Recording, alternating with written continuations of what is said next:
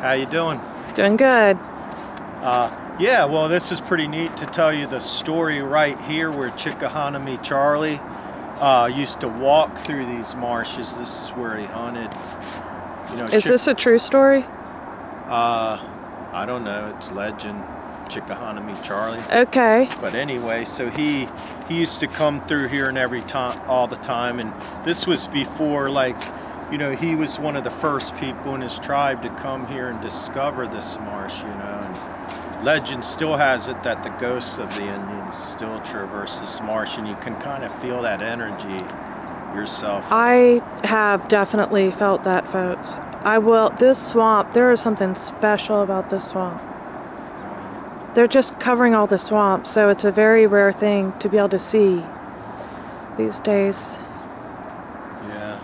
Okay, is there anything else you need to add? Well, Chickahominy Charlie one time, he came through and they, you know, he was the first one to discover it for his people, you know, and they were the Native American Indians, ones around Virginia. So at one time when he came here, you know, he needed a way to hunt and fish, right? Mm-hmm. So what happened was the Great Spirit sent down a great meteor, and it blasted a big hole that made the ocean come in, and that's how the Chesapeake Bay was formed, you know, and science has backed it up now. That's how it was formed. And so now they could all take their canoes out there and fish along the Potomac and all the rivers around here, yeah. Are you serious? Things like that, yeah. When did they realize that? Science has found out that the way the Chesapeake Bay was formed was a big meteorite at some time, came in and just blasted away the huge Chesapeake Bay. Wow. That we have, yeah. It is just amazing.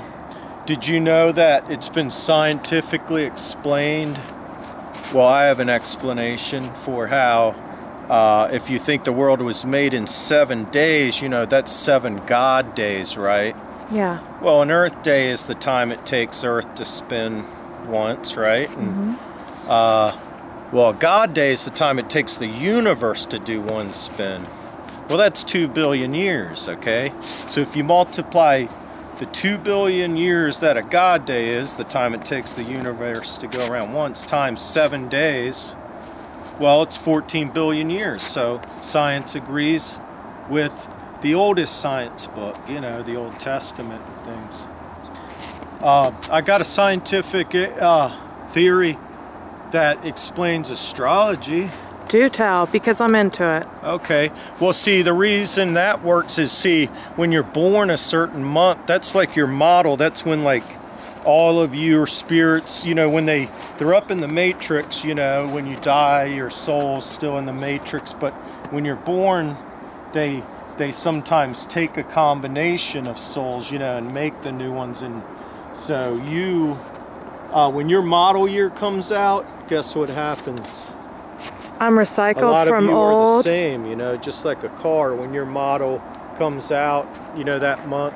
Oh, but what really happens is that's when your DNA is formed. And that's the pickup that gets the signals from the stars is your DNA. Is your DNA recycled? Yeah. And then, but your soul's not. Your soul stays in the matrix. And you pick up the signal from the stars, so each person who was born, say, in a month, certain month, picks up the signals from stars differently than someone was born in a different month, because their pickup's a little different every month. Because we are energy. Yeah, so it's pretty neat, and that's how the number stuff works. And the moon also will affect the signals coming from distant stars and from the sun, depending on where it's at. It has gravity that might slightly change the magnetic field or the perception. So yeah, so there you go.